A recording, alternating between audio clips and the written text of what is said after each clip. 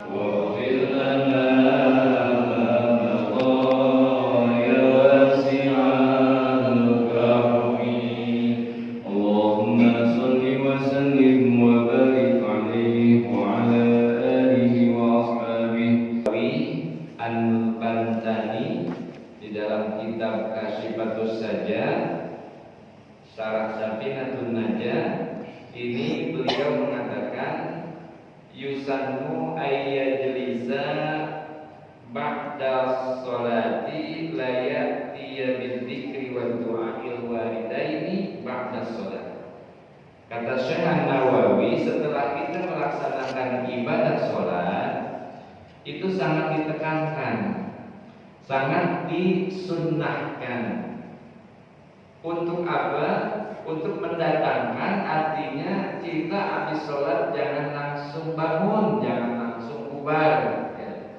Bahkan kita disunnahkan untuk berzikir dan berdoa, terutama doa-doa yang dari Nabi Shallallahu Alaihi Wasallam pada sholati, sholat wajib yang 5 waktu, juga demikian halnya dengan ibadah-ibadah sholat sunnah. Terpenting lagi termasuk sholat setelah kita melaksanakan sholat 5 waktu, ini sangat dianjurkan untuk kita zikir. Kenapa kata Syekh Nawawi? Li'anna tarkadzalika jafwatun. Kalau kita habis melaksanakan sholat, terutama sholat 5 waktu, kemudian kita nggak pakai zikir, nggak pakai doa, ini menjadi rutinitas. Kalau misalnya ada keperluan mendesak, itu lain cerita ya. Ada keperluan mendesak itu nggak ada masalah. Tapi yang menjadi rutinitas setiap melaksanakan ibadah sholat, langsung pergi, nggak pakai zikir, nggak pakai doa, ini dikatakan jafwah. Apa itu jafwah? Ai'radun bainal abdi wa rabbih. Dia berpaling. Ini bentuk upaya berpaling seorang hamba kepada Tuhannya lantaran apa? Habis sholat kagak pakai zikir, kagak pakai berdoa. Kenapa? Bi anna du'a mustajabun ba'da sholat. Karena yang namanya doa yang kita panjatkan, kita mengajarkan kepada Allah, mustajabun, itu sangat mujarabah, sangat diijabah oleh Allah Subhanahu wa taala ba'da sholati, setelah kita melaksanakan sholat. Biasanya Rasulullah Shallallahu Alaihi Wasallam idza sallama minas sholat, dia tuh habis sholat dia baca, setiap melaksanakan sholat dia baca apa? Qala la ilaha illallah wahdahu la syarikalah lahul mulku wa lahul hamdu wa huwa ala kulli syai'in qadir. Ini dibaca, bahkan dalam riwayat yang lain itu dibaca 10 kali, terutama ba'dal maghrib was subhi. Habis maghrib, habis subuh itu dibaca nih, la ilaha illallah wahdahu la syarikalah lahul mulku wa lahul hamdu yuhyi wa yumiitu wa huwa ala kulli syai'in qadir. Itu dibaca ya. Nah, ini juga termasuk dilanjutkan nanti, Allahumma la mani'a lima a'taita wa la mu'tiya lima mana'ta wa la yanfa'u dzal jaddi minkal jaddu, rawahu Syaikhan. Ini diriwayatkan oleh 2 imam, Imam Bukhari dan Imam Muslim. Ini ganjarannya, pahalanya sangat besar. Termasuk juga Rasulullah SAW menyampaikan, man sabbahallaha, barang siapa bertasbih kepada Allah, dubura kulli sholatin, setiap atau habis selesai melaksanakan sholat 5 waktu, salasan wa salasina, 33. Habis sholat kita baca tasbih 33. Wa hamidallah salasan wa salasina, baca apa? Alhamdulillah 33 juga. Wa kabbarallaha salasan wa salasina, dia berbaca takbir Allahu akbar salasan wa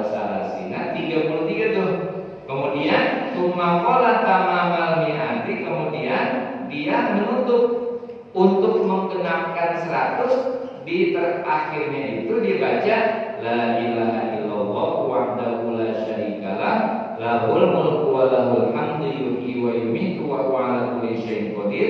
Ini bagi orang yang baca begini nih, ya, katanya apa? Ghufirat lahu khotoyahu, diampuni segala dosa-dosanya, wa in kanat misla zabadil bahri, sekalipun dosanya itu bagaikan buih yang begitu banyak di lautan. Ini menjadi amalan kita yang memang sudah kita amalkan, dan ini memang harus kita pertahankan, ya. Kalau kita tidak mempertahankan, khawatir nanti ada kelompok-kelompok tertentu masuk kemari mimpi wirid yang agak berbeda. Ini nanti sayang yang sudah menjadi keistiqomahan kita, ya, itu kita baca la ilaha illallah wa la syarikalah habis maghrib wiridan panjang, habis subuh wiridan panjang, ya.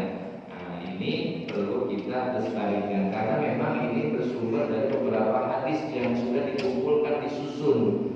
Kalau kita melihat kayak macam Ratibul Haddad, ini memang susunannya begitu, ya, karena memang mereka termasuk orang-orang arif billah yang merupakan wali dari wali Allah Subhanahu wa taala. Ini bersumber dari Nabi kita Muhammad sallallahu alaihi wasallam. Kita lestarikan amalan-amalan ini jangan sampai terkikis habis, apalagi habis sholat duha ini jangan, karena ini merupakan titah dari Nabi kita Muhammad sallallahu alaihi wasallam.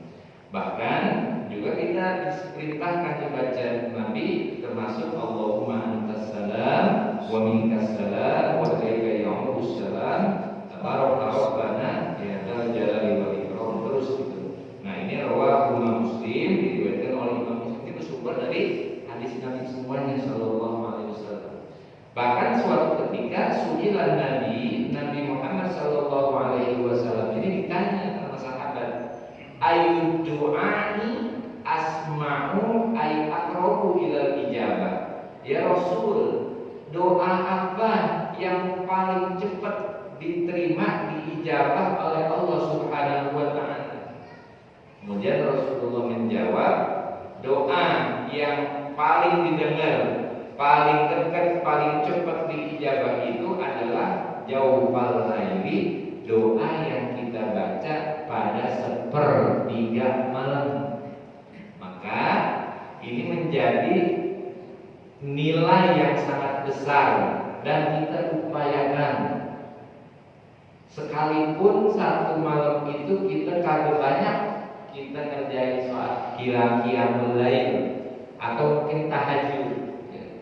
Kalau dia mau tahajud berarti ketidur dulu, ya. Kalau mau qiyamul lail silahkan, nggak pakai tidur nggak ada masalah. Niatnya mau sholat malam silahkan, dia mau niat tahajud silahkan, atau juga dia niatkan dengan sholat-sholat lainnya. Yang penting dikerjakan di malam hari. Selama dia kerjakan itu sholat sunnah pada sepertiga malam, itu doanya sangat diijabah oleh Allah Subhanahu wa taala. Karena ini merupakan da'us sholihin, kebiasaan orang soleh. Bahkan Allah nyatakan wa minal laili fatahajjad bihi nafilatan laka asa ayyab'asaka rabbuka maqaman mahmuda.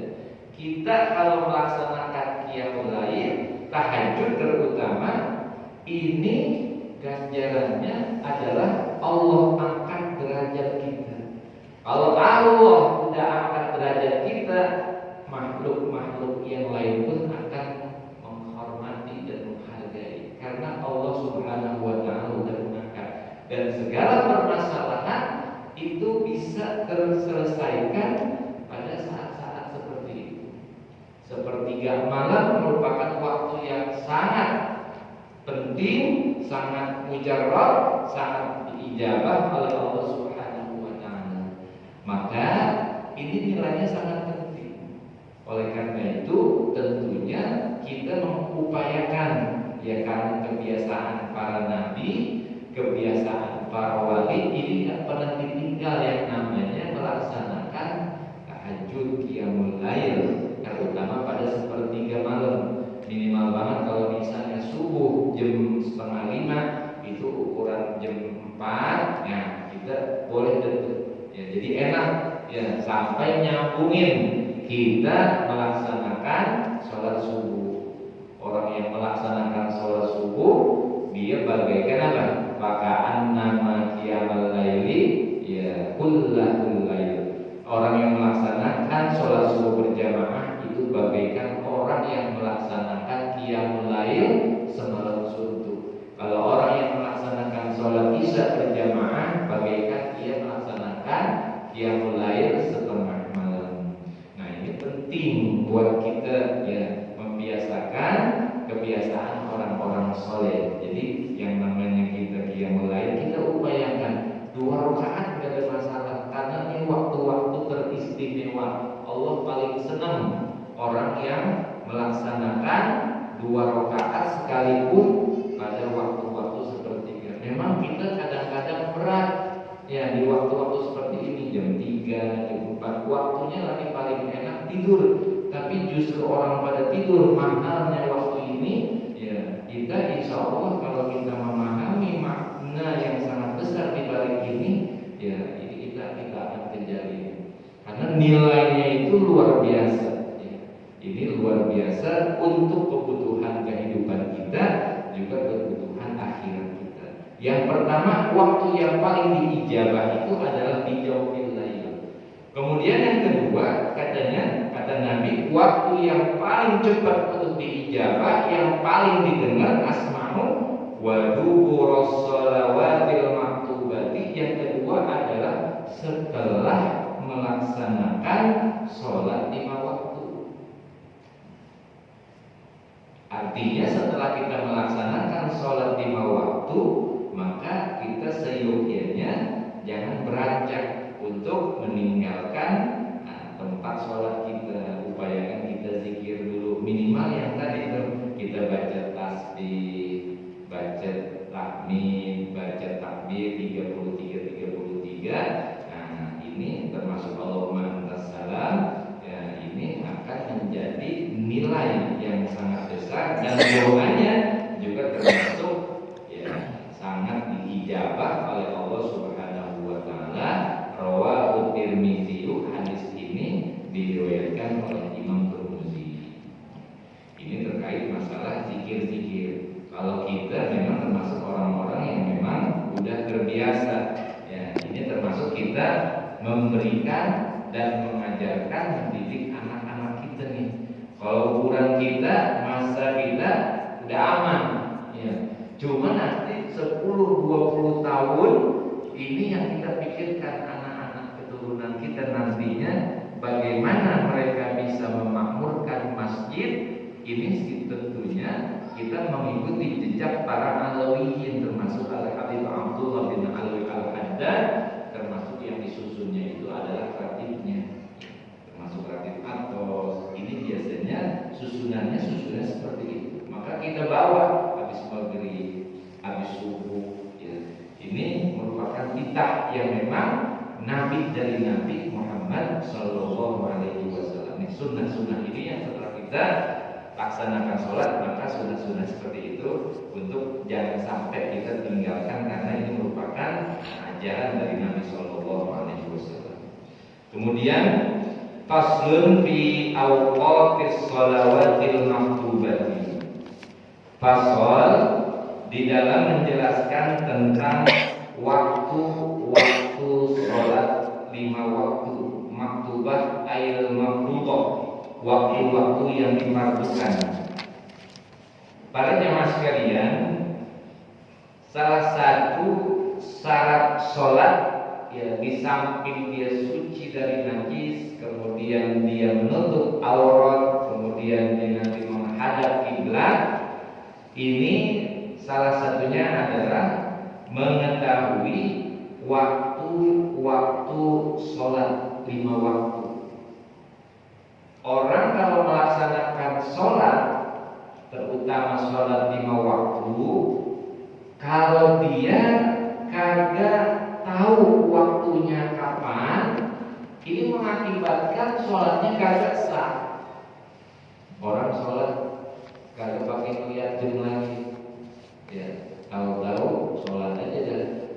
meskipun memang kebetulan itu udah masuk waktu, tapi dia tidak perhatikan itu. Udah masuk waktu atau belum? Dia kagak ngasih itu dulu.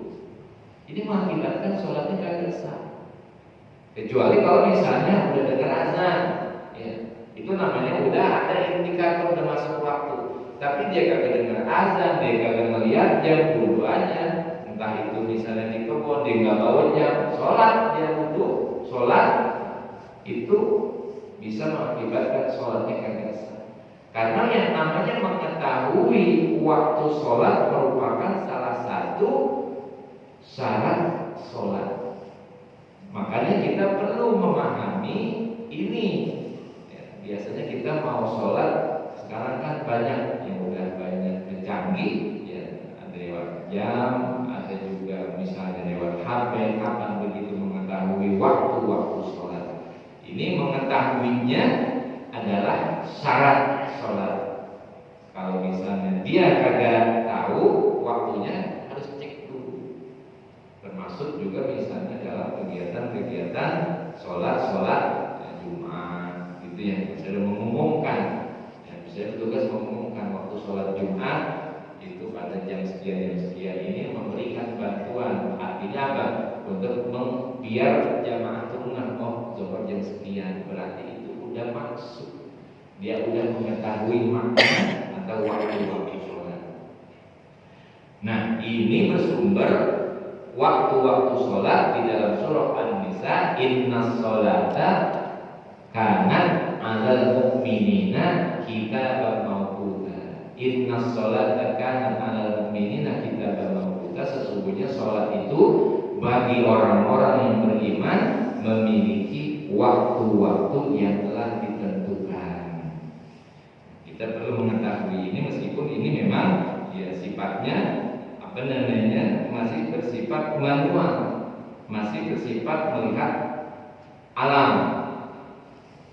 Awalu waktu zuhri, bermula awal waktu zuhur. Zawalus syamsi, yaitu tergelincirnya matahari. Jadi awal waktu zuhur itu tergelincirnya matahari ke arah barat. Ya, ini secara alami. Kalau dia udah bergeser ke arah barat, ya meskipun sedikit, itu mengakibatkan masuknya waktu zuhur. Ya, berbeda halnya kalau misalnya Jumat. Ini akibat waktu zawaliha bima yashhadu lana zatil waqi. Ya, artinya kita bisa melihat waktu ketika tergelincirnya itu. Yashhadu lana yang memang nampak pergeserannya itu melalui apa? Biasanya dengan lewat bayangan misalnya. Itu awal waktu zuhur. Wa akhiruhu, dan akhir waktu zuhur masih ruzil syai'i mislahu, dan akhir waktu zuhur itu adalah bayangan sesuatu itu mislahu, sama dengan bendanya.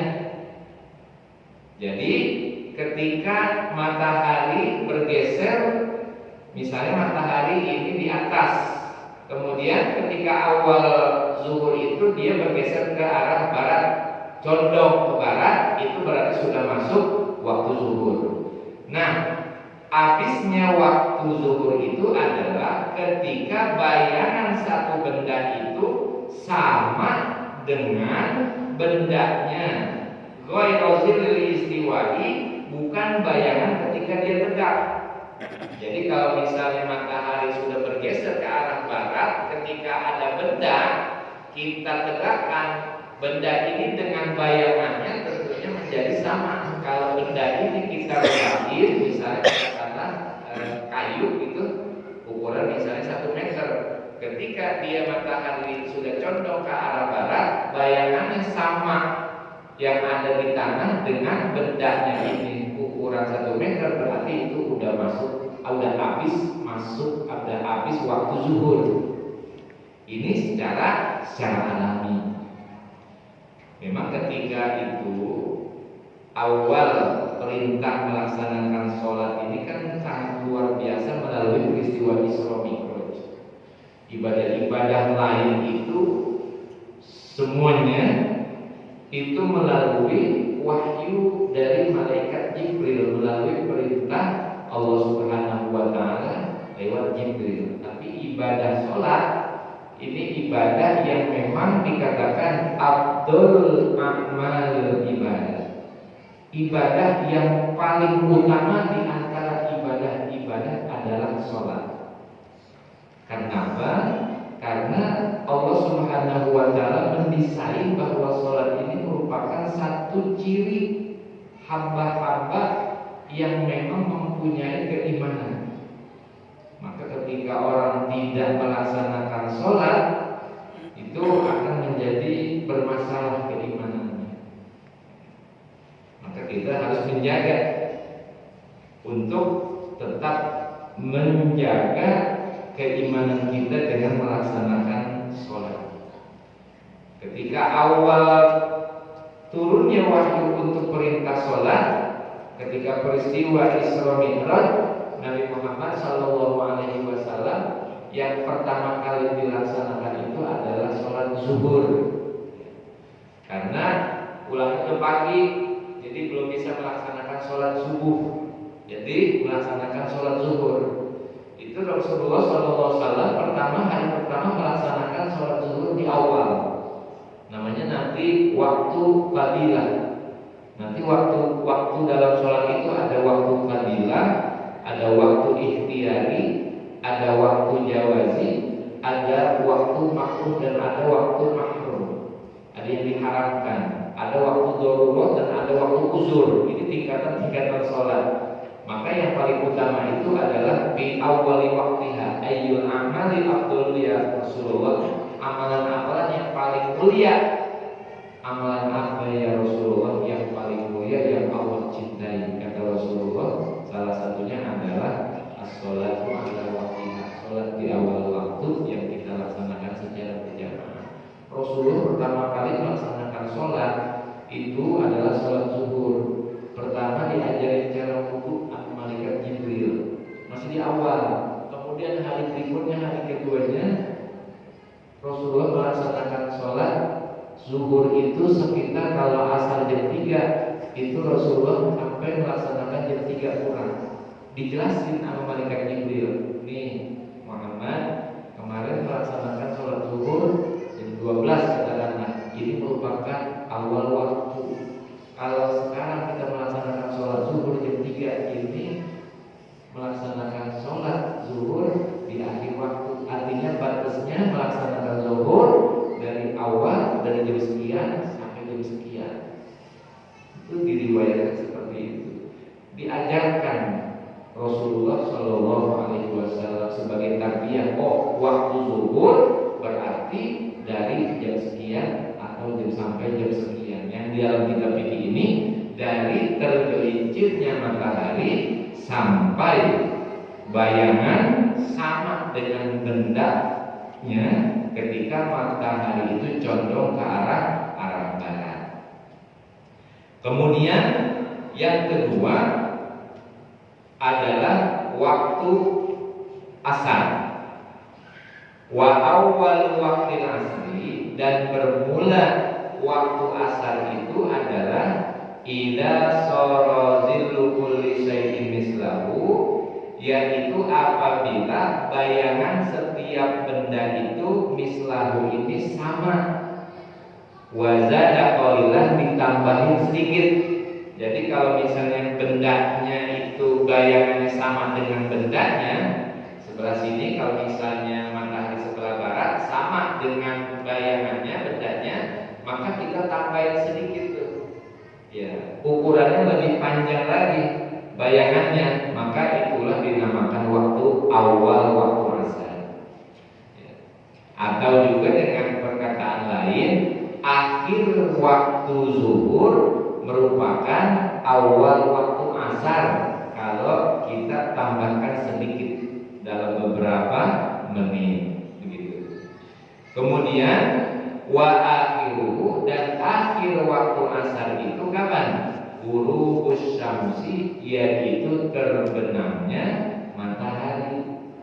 Tapi terbenamnya matahari bukan berarti kealingan kealingan bukit.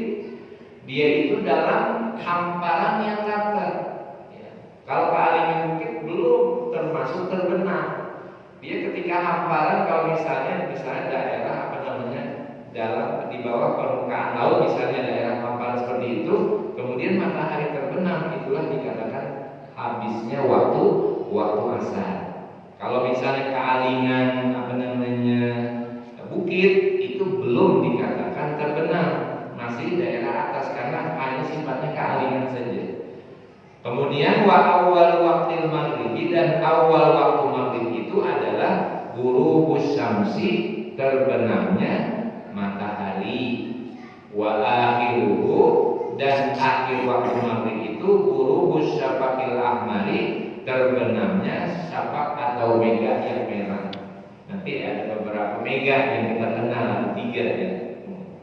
Kemudian wa awal waktu isya'i, awal waktu isya itu adalah ghurubus syafaqil ahmari, terbenamnya mega yang merah. Wa akhiruhu, dan akhir waktu isya itu tulu'ul fajris shadiqi, terbitnya fajar yang shadiq. Jadi dengan kata lain, waktu dari permulaan waktu zuhur, maka penghabisannya adalah awal daripada masuknya waktu asar. Awal waktu asar, kemudian sampai terbenam matahari. Terbenam matahari habis, maka disitulah masuk waktu baru, yaitu waktu maghrib. Habisnya waktu maghrib, maka mulainya awal waktu isya. Ini jadi bersambung, kecuali adalah pada waktu subuh. Kalau waktu subuh itu adalah habisnya ila tulu'il fajris shadiqi, sampai terbitnya fajar yang shadiq. Ya. Terbit fajar artinya memang ada fajar di situ ada fajar kazib. Terbit fajar kazib itu nanti dia kondisinya bentangannya ke atas. Biasanya jam 2-an itu terang ya, jam 2-an itu terang, fajar kazib. Tapi kalau misalnya fajar shadiq, itu bentangannya dia merata ya. Itu sering bisa kita lihat jam 2 itu terang di atas, tapi dia hamparannya bukan ke samping tapi ke atas. Itu namanya fajar kazib, artinya belum masuknya waktu subuh. Maka subuh itu adalah fajar shadiq. Ini kaitannya dengan masalah waktu sholat. Kalau sekarang memang kita sudah lebih canggih. Kalau memang dulu itu belum ada namanya jam, masih cara hitung secara alam. Jadi caranya seperti itu. Nah, kalau kita sekarang sudah lebih enak, sudah banyak ya teknologi yang bisa kita mengakses, mencari waktu-waktu sholat dengan adanya kalender, hitungan-hitungan falak. Ini nggak ada kesulitan dalam menentukan waktu sholat. Tinggal ketika kita mau melaksanakan sholat, itu yang terpenting adalah kita mesti tahu dulu waktu sholatnya, zuhur jam berapa gitu. Jangan kita main sholat aja, kecuali kalau memang kita dengar azan, udah ada indikator telah masuknya waktu. Atau juga misalnya kita diberi tahu oleh orang lain yang sikoh, artinya yang sudah tahu waktu sholat. Nah, ini hal yang menjadi umum buat kita, dan ini tidak akan menjadi masalah dalam ibadah-ibadah harian kita. Subuh itu adalah tulu'il fajris shadiqi, terbitnya waktu fajar shadiq. Wa akhiruhu, dan akhirnya itu adalah tulu' syamsi, terbitnya matahari. Ini merupakan waktu sholat.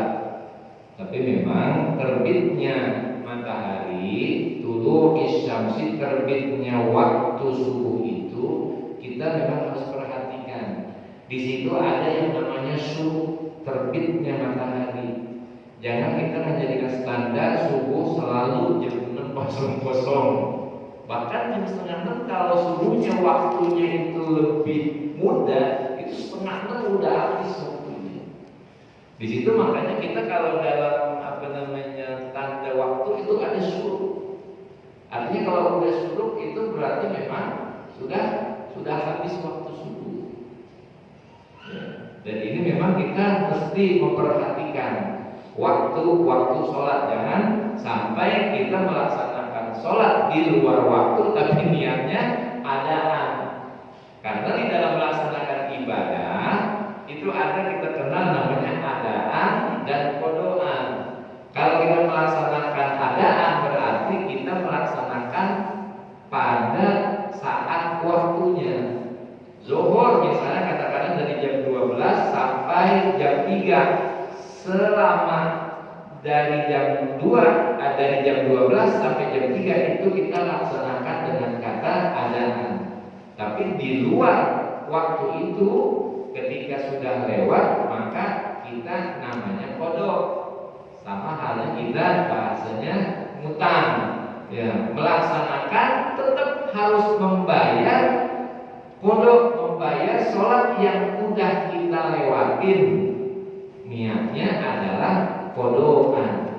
Ya, misalnya sholat subuh kesiangan, itu jangan kita niat usolli fardhu subhi rakaataini mustaqbilal qiblati ada, jangan ada apa qodokan. Karena apa? Karena kita melaksanakan sholat subuh di luar waktunya. Udah habis waktu subuh tapi kita baru melaksanakan sholat subuh. Tetap untuk membayar qodok. Yang namanya sholat ketika kita tinggal itu hukumnya adalah wajib. Sepakat 4 mazhab. Bukan berarti kita meninggalkan sholat 5 waktu kita boleh untuk enggak melaksanakan qodok. Tetap yang enggak melaksanakan sholat adalah bagi perempuan yang sedang haid. Ini kita jangan dibuka pintu maaf yang seluas-luasnya. Bismillahirrahmanirrahim.